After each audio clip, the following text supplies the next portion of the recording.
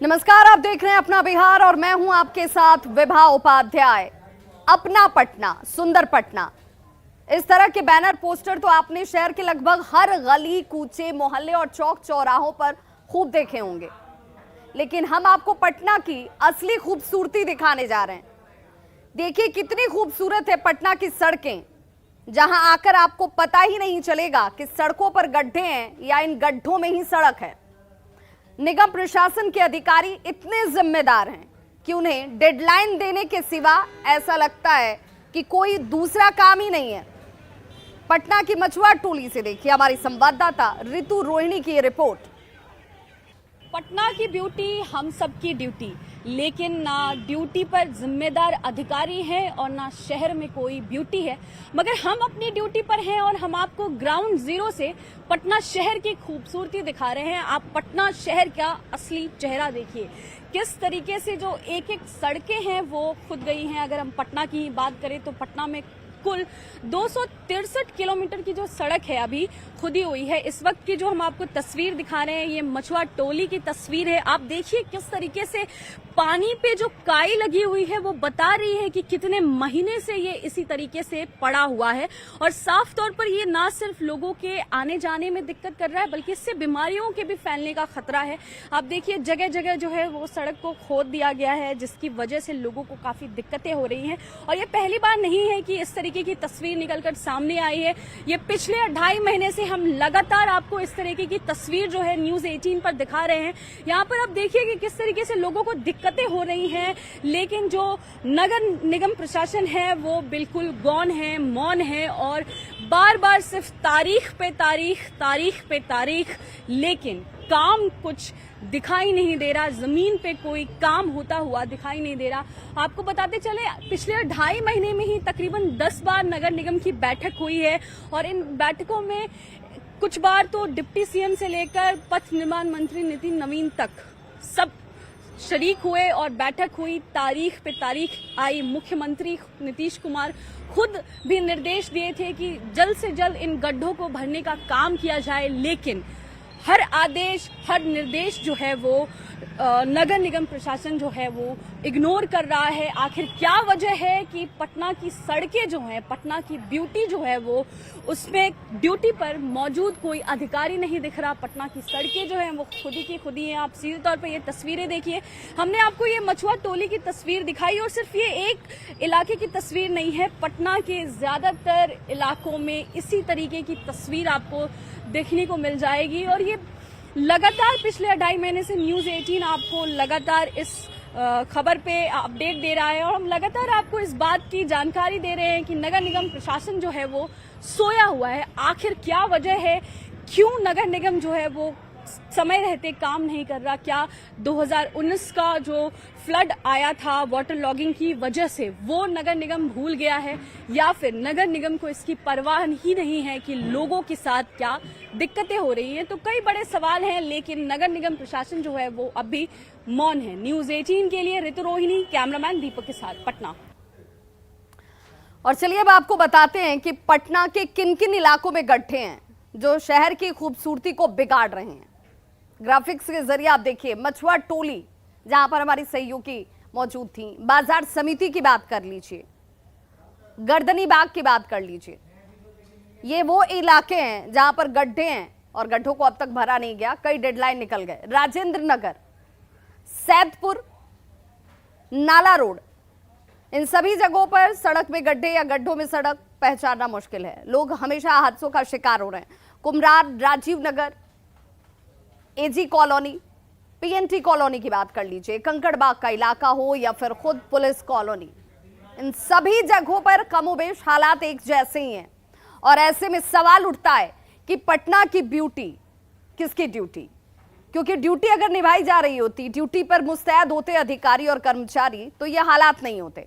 ऐसा नहीं है कि जिम्मेदार लोग काम नहीं कर रहे हैं, लेकिन वो लगातार बैठ के करते रह रहे हैं, आदेश ही दे रहे हैं, डेडलाइन तय किया जा रहा है, लेकिन ऐसा लगता है कि डेडलाइन फेल होने के लिए ही डेडलाइन दी जा रही है। कोई गंभीर नहीं है, कोई मॉनिटरिंग नहीं है। पटना में 263 किलोमीटर सड़क पर गड्ढे हैं। गड्ढे भरने को लेकर कई दावे किए गए हैं। 2.5 महीनों में इसे लेकर ताबड़तोड़ 10 बैठकें कर ली गई, लेकिन इन बैठकों का असर आपको ग्राउंड पर नजर नहीं आएगा। विभागीय मंत्रियों और एजेंसियों की ये बैठकें और इन बैठकों का नतीजा क्या? सिर्फ शून्य। गड्ढे भरने को लेकर 25 आदेश अब तक जारी किए जा चुके हैं। गड्ढे भरने की 5 डेडलाइन अब तक फेल हो चुकी है। जो सवाल हम उठा रहे हैं, इन्हीं सवालों का जवाब अधिकारी क्यों नहीं पूछते हैं इन कर्मचारियों से, विभाग से जुड़े हुए अधिकारियों से। पथ निर्माण विभाग को जिम्मेदारी दी गई, विभाग को 450 करोड़ की जरूरत, और इस जरूरत को समय पर पूरा होने के लिए डेडलाइन दिया गया था, लेकिन वो डेडलाइन भी फेल हो गई। 52 करोड़ रुपए सिर्फ विभाग को मिले, हालांकि 450 करोड़ की जरूरत थी।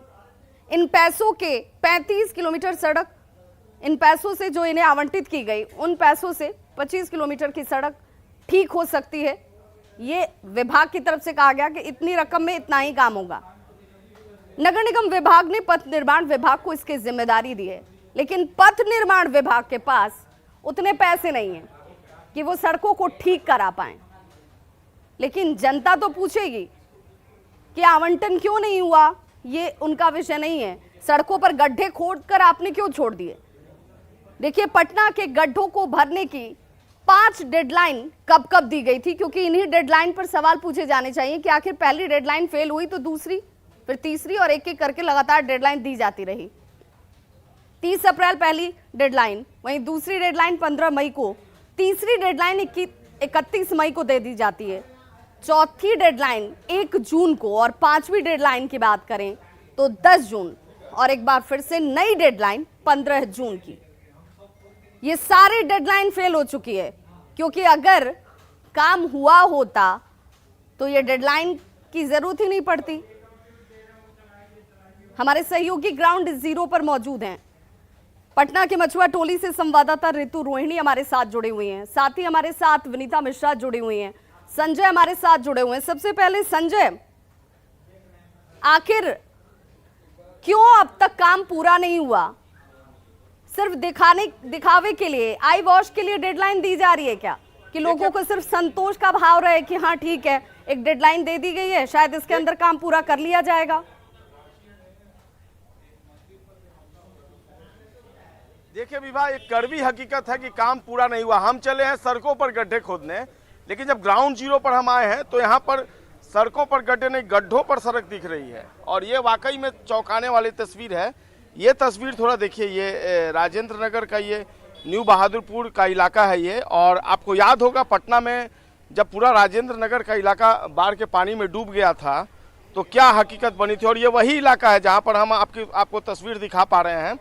जगह जगह गड्ढे बने हुए हैं, और ये इस चीज़ को दर्शाता है कि जो सरकारी एजेंसियां, जो सरकारी विभाग हैं, उनमें किस कदर कोऑर्डिनेशन की कमी है, चाहे वो नगर विकास विभाग हो, नगर निगम हो, या फिर पथ निर्माण विभाग हो। तय यह हुआ था कि जो एजेंसी है यानी पथ निर्माण विभाग को ही करवाना है काम, लेकिन जो संबंधित एजेंसियां हैं वो यहाँ पर जो है वो पैसे देंगी, उसके बाद पथ निर्माण विभाग जो है वह काम करवाएगा। लेकिन सवाल यही है कि कोऑर्डिनेशन की जो कमी है उसका खामियाजा आम लोग क्यों भुगते हैं। ये देखिए जगह जगह गड्ढे हैं, और ये इस बात को साबित करते हैं कि सरकारी तंत्र किस कदर लापरवाह बना हुआ है।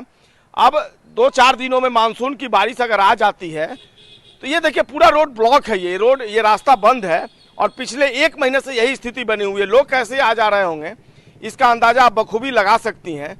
और ऐसे में सवाल खड़ा होना लाजमी है, क्योंकि अब मानसून जो है कुछ ही दिनों में पटना में दस्तक देने वाला है बिहार के बाद। तो ऐसे में क्या स्थिति होगी इसका अंदाजा लगाना मुश्किल नहीं है। तो लोग कैसे रहेंगे, कैसे जी रहे हैं, लोगों की व्यथा। हम जब इस इलाके में पहुंचे हैं तो तमाम तरह की बातें लोगों से सुनने को मिली। लोग कह रहे हैं कि जो पानी का पाइप है उसको जो है उसको डिस्टर्ब किया, उसको तोड़ दिया गया है। सड़कों की स्थिति आप देख ही रही हैं, और देखिए दूर दूर तक यही स्थिति बनी हुई है। डेडलाइन कई दिए गए, क्यों डेडलाइन दिए जाते हैं? आपने सही कहा, आई वॉश, और ये केवल और केवल आई वॉश और आई वॉश से काम नहीं चलने वाला है। एक बार फिर अगर बारिश आती है, बारिश होती है, इलाका डूबता है तो लोगों की जान निश्चित। बिल्कुल, सिर्फ दावों के साथ नहीं जिया जा सकता है, और अब डेडलाइन पर कार्रवाई होनी चाहिए, क्योंकि अगर डेडलाइन पर कार्य नहीं हुआ तो ये परेशानी जो बरसात के साथ शुरू होगी वो इन इलाकों में रहने वाले लोगों को उठानी होगी। जवाब देना होगा विभाग के अधिकारियों को। ऋतु रोहिणी हमारे साथ जुड़ी हुई हैं मछुआ टोली से। ऋतु, आपकी रिपोर्ट के जरिए हमने लोगों को तो दिखाया, चूंकि ये पूरे बिहार को देखना होगा, सिर्फ बिहार को ही नहीं, तमाम उन अधिकारियों को भी देखना होगा और जवाब देना होगा कि जो 10 बैठकें आपने ताबड़तोड़ की अधिकारियों की मौजूदगी में, एक के बाद एक और ऐसी 5 डेडलाइन अब तक फेल हो चुकी है, तो कार्रवाई क्यों नहीं की जाए अगर ये लोग काम करने में सक्षम नहीं है तो? और जरा तस्वीरें भी दिखाइए कि किस नारकीय स्थिति में यहाँ के लोग इस वक्त हैं और अभी इससे ज्यादा बदतर हालात होंगे।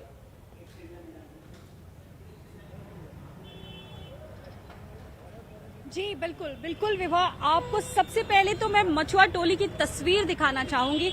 आप देखिए, ये शहर के सबसे व्यस्ततम रोड में से एक है।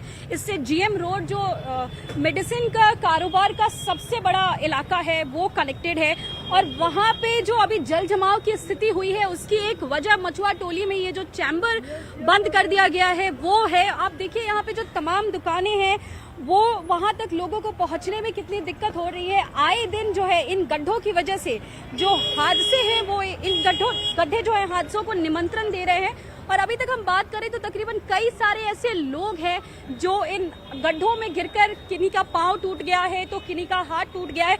हमारे साथ इस इलाके के ही कई सारे लोग भी मौजूद हैं। हम कोशिश करते हैं कि सीधे तौर पर इनसे ही बातचीत करते हैं। आप बताइए सबसे पहले हमें क्या कुछ दिक्कतें हो रही है? सड़क किस तरीके से खोद दिया गया है, कितने टाइम से ये सब है? ये लमसम आप 3 महीना से मान के चले मैडम। जब भी नमानी गंगे का जब प्रोजेक्ट चला उसके बाद 3 महीना से इसको खोद दिया गया है। उसके बाद चूंकि इसमें बालू जो ठीक से बना भी नहीं है चैम्बर, और इसको भर कर वही लोग गायब हो गए। गायब हो जाने के बाद जब इसका सॉल्यूशन तो पीछे क्या हो गया, जीएम रोड हो गया, मखनिया कुआं हो गया, और पीछे सब पानी जमना स्टार्ट हो गया। पानी जमना स्टार्ट हो गया, उसके चलते क्या अब जब सम्प हाउस चलेगी तो पानी निकलेगी।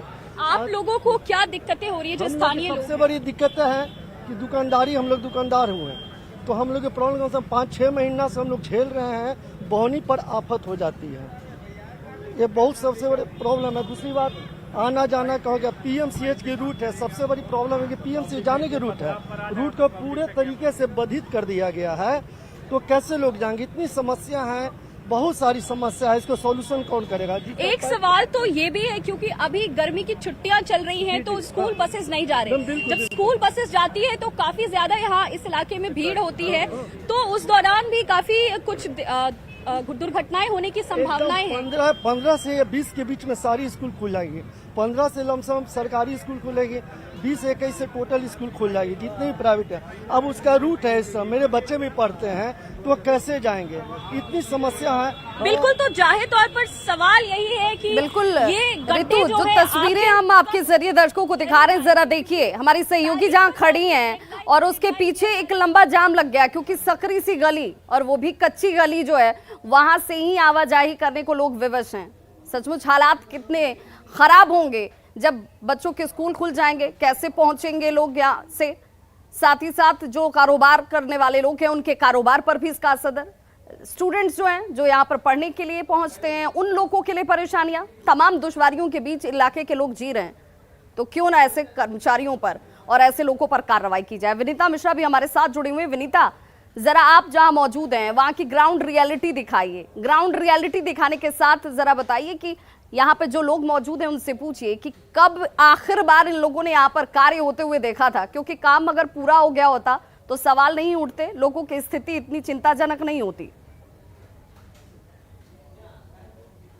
बिल्कुल विभा, जिस तरीके से हम बात कर रहे हैं पटना की ब्यूटी हमारी ड्यूटी, स्लोगन तो जगह जगह दिख रहे हैं कि आखिर जो पटना की ब्यूटी है वो हमारी ड्यूटी है, लेकिन पटना में कहीं ब्यूटी दिखाई नहीं दे रहा। जिस तरीके से लगातार हम तस्वीर दिखा रहे हैं, तमाम जो महत्वपूर्ण जगह हैं वहाँ गड्ढे खोद दिए गए हैं। ड्यूटी किसकी है ये सुनिश्चित नहीं हो पा रहा क्योंकि लगातार डेडलाइन पे डेडलाइन फेल हो रहे हैं, कार्रवाई नहीं हो रही। और जो तस्वीर हम इस वक्त आपको दिखा रहे हैं पीएनटी कॉलोनी की है, और ये पटना के पॉश इलाकों में से एक ही ये इलाका है जहां पे इस तरीके से सड़कों पे गड्ढे तो आपने कई जगह देखे होंगे, लेकिन यहाँ सड़क को ही गड्ढा बना दिया गया है। सड़कों की खुदाई हुई, काम चले, और गड्ढों को भरने की बजाय यहाँ पे इस तरीके से जो टिले हैं गिट्टी और बालू के गिरा दिए गए हैं, गड्ढों की भराई तो नहीं हुई, लेकिन पूरे रास्ते को जाम कर दिया गया है। और ये एक महत्वपूर्ण जगह है जहां गर्ल्स हॉस्टल है, कई बड़े अधिकारियों के यहाँ अपार्टमेंट है, बावजूद इसकी जो लापरवाही है आप साफ तौर पर देख सकती हैं। अगर हम मुख्य सड़क की बात करें तो कितना मुश्किल है इस रास्ते से सफर करना, आप साफ तौर पर देख सकती हैं। पूरा सड़क ही जाम हो गया है, पूरा सड़क, बीच में तो खुदाई हुई थी, गड्ढों को भरा नहीं गया, लेकिन इस तरीके से सड़क को जाम कर दिया गया है और कहीं से भी ये पटना की ब्यूटी नजर नहीं आ रही। और आपको अगर नालों की बात करें तो जो नालों का काम है, यहाँ पे ऐसे नाले गिराए गए हैं, लेकिन ये लगेगा कब, इस पर काम कब होगा। डेडलाइन पे डेडलाइन तो आ रही है, लेकिन समय सुनिश्चित नहीं हो पा रहा। बिल्कुल विनीता, क्योंकि इससे पहले जो डेडलाइन फेल हो गए तब तक लोगों ने फिर भी राहत की सांस ली होगी कि चलिए एक और जो दूसरा डेडलाइन है उसमें काम पूरा हो जाएगा। लेकिन अब तो बरसात आने वाली है, बरसात में जब यहाँ पर कमर तक पानी जम जाएगा, लोग कैसे आवाजाही इस रास्ते से कर पाएंगे? अगर कोई हादसे का शिकार हो गया तो उसके लिए जिम्मेदार कौन होगा? और क्या हम एक बार फिर से इंतजार कर रहे हैं उसी नारकीय स्थिति का जिससे लोगों ने झेला है? बिहार की खूब किरकिरी हुई थी, तब यह कहा गया कि अब दोबारा ऐसे हालात नहीं बनेंगे। तो गड्ढे खोदे जाते हैं तो उसे समय पर पूरा नहीं करने वाले लोगों पर कार्रवाई कब तक होती है, ये सवाल इस वक्त सबसे महत्वपूर्ण है। बहुत बहुत शुक्रिया आपका हमारे साथ जुड़ने के लिए विनीता, और साथ ही ऋतु, रोहिणी और संजय हमारे सहयोगी आपको ग्राउंड रिपोर्ट दिखा रहे थे। और ग्राउंड रिपोर्ट के दिखाने के साथ मकसद ये कि यहाँ इन इलाकों में रहने वाले लोग, टैक्स पेयर जो अपनी गाड़ी कमाई से टैक्स देते हैं, जो सुविधाओं की उम्मीद करते हैं, उन तक ये सुविधाएं वक्त पर अगर न मुहैया हों और इसी असुविधा की वजह से किसी की जान चली जाए तो जिम्मेदार लोगों पर कार्रवाई जरूर हो। रुक करेंगे दूसरी खबर का, खबर सासाराम से, जहां दरिगांव थाना क्षेत्र के बरुई गांव में आपसी विवाद में एक ही परिवार के 3 लोगों को मारपीट कर घायल कर दिया गया है। तीनों घायलों को सासाराम के सदर अस्पताल में भर्ती कराया गया।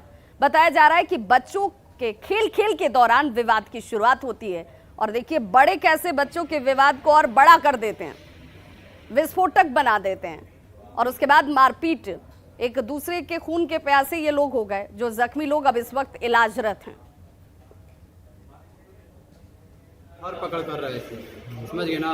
उसके बावजूद में दोनों तरफ औरत जो है झोटा झोटी करत रहे तो हम धक घींच के रहे हैं, बहन के हाथ फट गया। और उसके बाद में लोग FIR भी लिखवा के गोल थाना पर, FIR नहीं लिखाई लगी। जब हमने जाते हैं शाम के, सर फट गया था, तब सर फटने के बाद में समय तक गए थाना पर तो बड़ा वो पार्टी भी आया था, विपक्षी पार्टी भी आया था। कई आदमी घायल है? हम लोग 3 आदमी घायल हैं।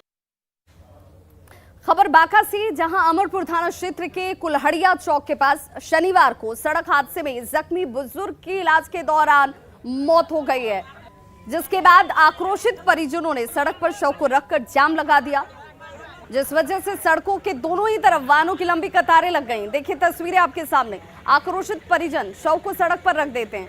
मृतक के परिजन घटनास्थल पर MO को बुलाने की मांग करते नजर आए।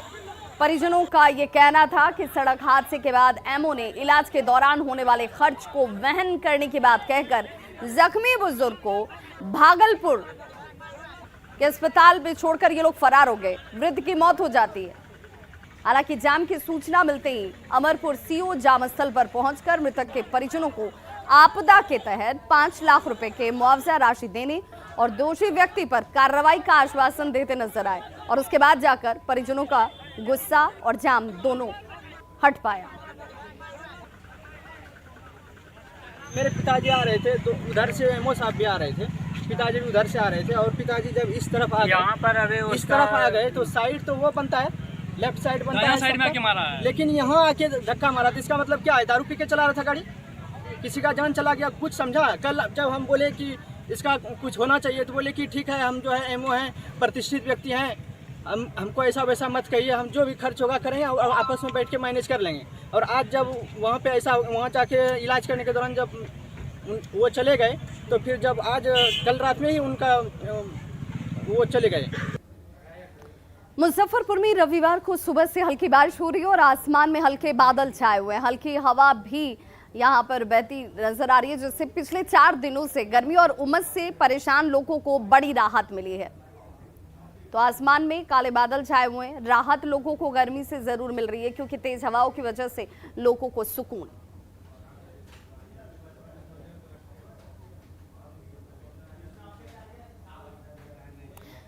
तो न्यूज 18 इंडिया ने टीआरपी के ताजा आंकड़ों में आज तक को पीछे कर दिया है। खबरों की तेज रफ्तार, मुद्दों पर जबरदस्त पकड़ और देश के सबसे अनुभवी चेहरों की बदौलत न्यूज 18 इंडिया ने आज तक से बाजी मारी है। ब्रेकिंग न्यूज, ग्राउंड रिपोर्ट, मुद्दों पर बहस या फिर देश विदेश के खबरों का संतुलित आंकलन हो, न्यूज 18 इंडिया हर कसौटी पर खरा उतरा है। निष्पक्ष और सटीक खबरों का दूसरा नाम है न्यूज 18 इंडिया।